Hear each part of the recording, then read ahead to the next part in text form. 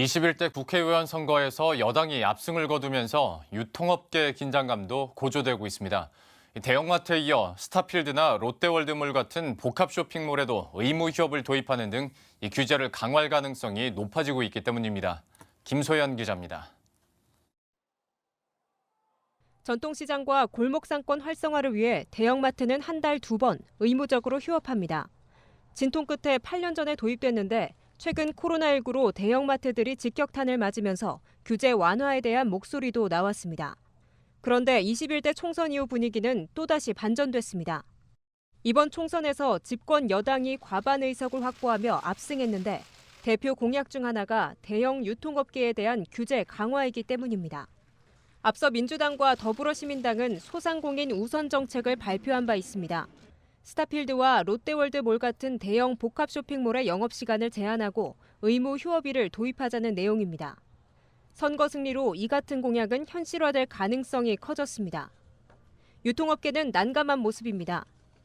코로나19 사태로 쇼핑 트렌드가 이커머스로 바뀌고 고배를 마시는 상황에서 규제가 한층 강화되면 생존 경쟁에서 뒤처질 수밖에 없어서입니다. 지금 사실은 수요가 굉장히 지금 위축돼 있는 상황이고 오프라인 소매업이 거의 지금 고사되고 있는 그런 상황인데 너무 힘든 상황에 오프라인 소매업이 온라인에 밀려가지고 상대적으로 너무 취약한 상황에서 규제를 하는 거는 뭐 죽어가는 사람한테 이제 뭐 사약을 내리는 것 같은 효과가 있다라고 생각합니다. 복합 쇼핑몰의 입점업체 대부분이 소상공인이나 중소브랜드라는 점도 문제입니다. 유통업계에 따르면 롯데몰과 스타필드 등 복합몰에 입점한 업체의 70%는 소상공인과 중소협력사로 구성됐습니다. 특히 의무 휴업으로 소비자들의 발길이 끊겨 오히려 인근 골목 상권이 동반 침체될 수 있다는 우려도 나옵니다.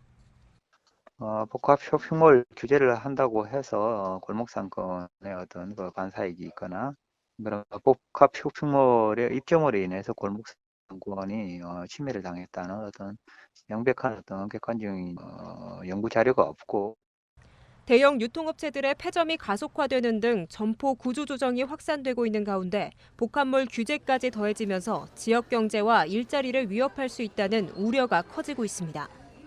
머니투데이 방송 김소연입니다.